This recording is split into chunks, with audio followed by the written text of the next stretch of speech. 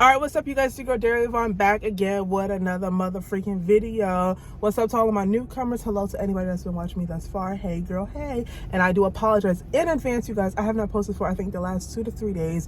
I have just really been trying to recuperate, get my life back on track, but I'm back, you guys, with this 14-day of love series. So as you can tell by that title, as you can tell by that thumbnail, you already know what this video is about to be about. And I'm about to give you guys dating advice, you guys. I finally feel like I'm in a point in my life where I can give dating advice. I've always given great dating advice, but just in the past have sucked at taking my own dating advice. But anyways, let's get into this intro.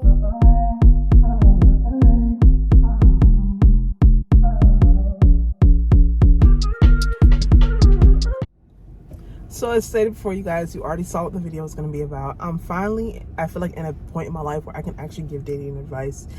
For those who do not know, I'm actually in a stable relationship compared to when I first started my channel, and I was not in a stable relationship, you guys. But now, completely different relationship, completely different person, different like point in my life, and I can actually say I'm truly honestly happy. So I kept wanting to do this video for quite some time, and I'm like, you know what, I feel like I'm finally at a space right now where I can actually tell you guys, you know, some things to do, especially with online dating, because I have done online dating for so many years. My first time starting online dating, I believe, was in 2014 is when I had officially started online dating. So I feel like I'm at a point in my life where I can do that. Anyways, let's get into it. So the first point, and actually I wrote so many points down, hence why you keep seeing me look down, just to make sure, you know, I'm on topic and on point of what I'm saying. So the first thing that I want to talk about is you have to know what you want before you actually go out there and start dating. I feel a lot of times when we date, we don't actually know what we want. We think we know what we want, and then we go out there and realize that's the complete opposite of what we actually wanted. So you really have to self-reflect and really sit down and be like, okay, do I genuinely want to be in a committed relationship with somebody for the rest of my life? And if so, what are some of the attributes, what are some of the things I want them to contribute to my life? Like, what do I need them to come to when they're, you know, coming to my plate? Like, we're basically bringing 2 different plates and trying to make one big plate together. So how can we combine together? So knowing what you want. For instance, I knew before I got into a relationship that I wanted somebody that was actually going to be able to understand that I'm a work in progress. I'm not a perfect person. I don't need you coming into this relationship trying to change me to fit into your lifestyle, trying to make me basically have every thought process that you have. I didn't want somebody like that. I've already had that before. I realized I really did not like that. So things like that. Oh, do you want to have somebody that's going to be a provider for you, or do you want to have somebody that's going to do 50-50 with you? So knowing what you want way before you even get into that relationship most definitely will help you out in this dating scene.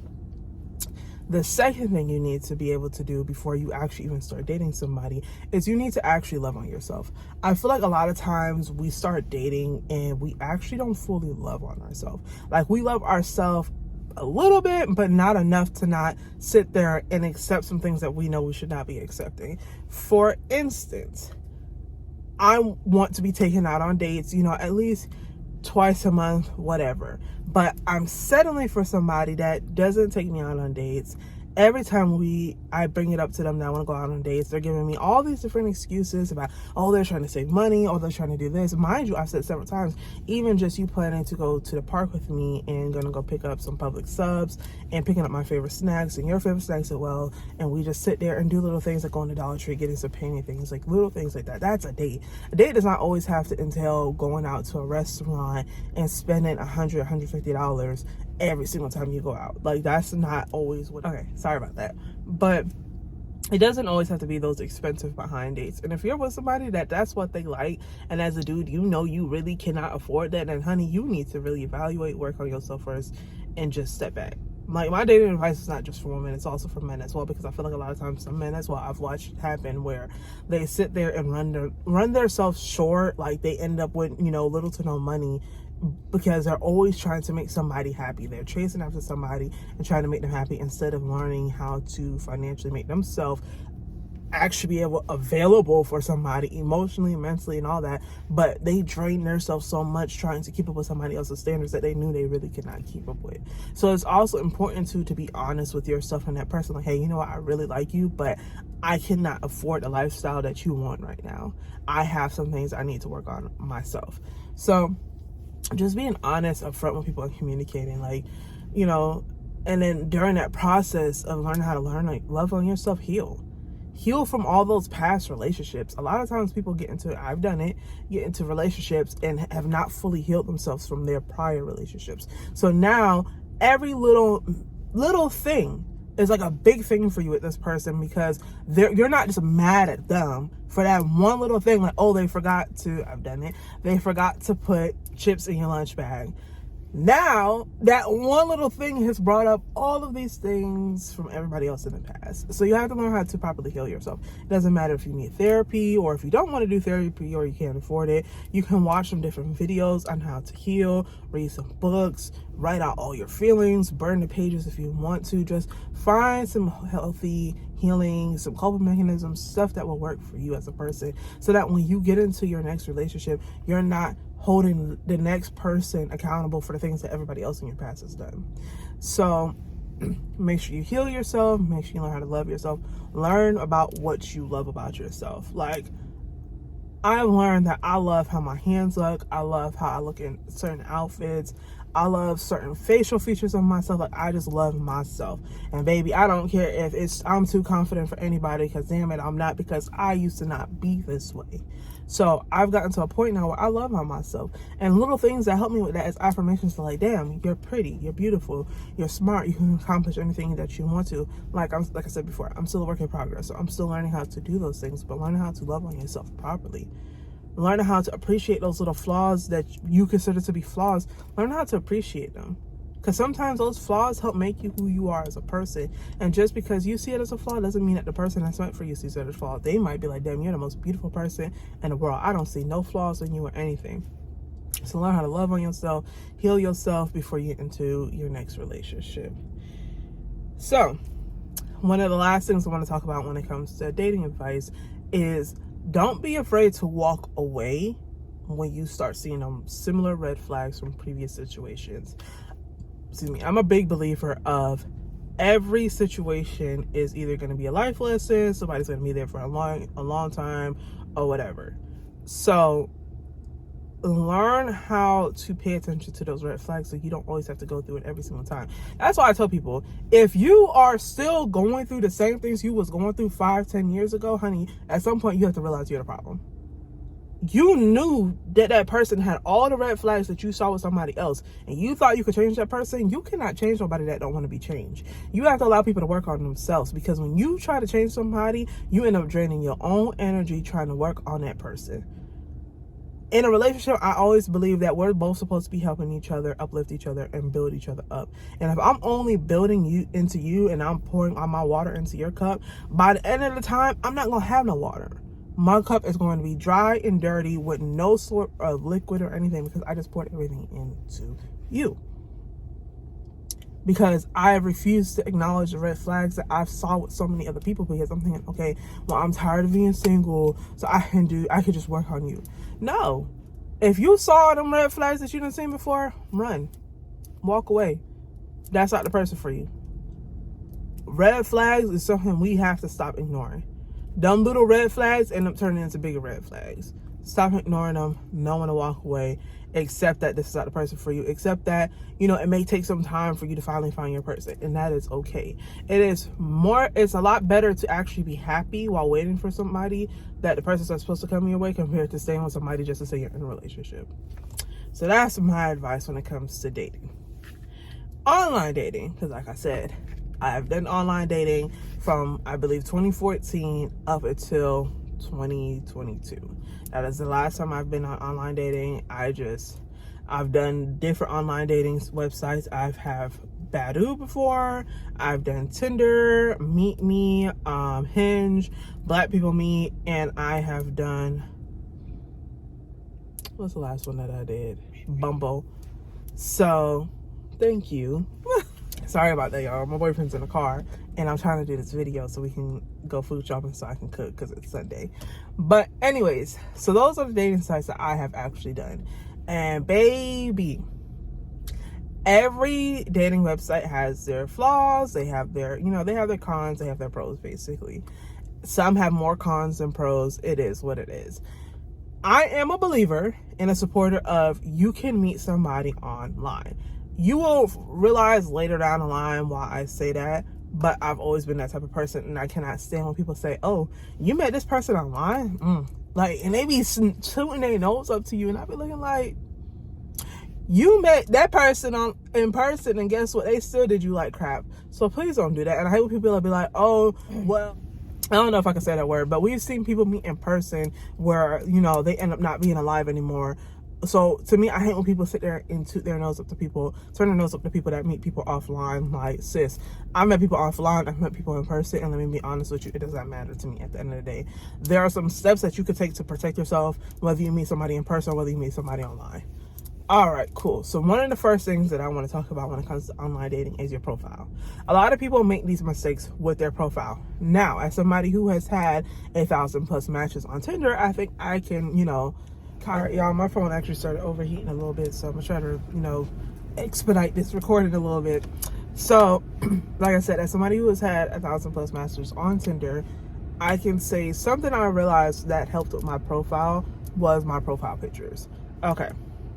A lot of people make these mistakes of having profile pictures with like several people in it. Let me be realistic with you guys.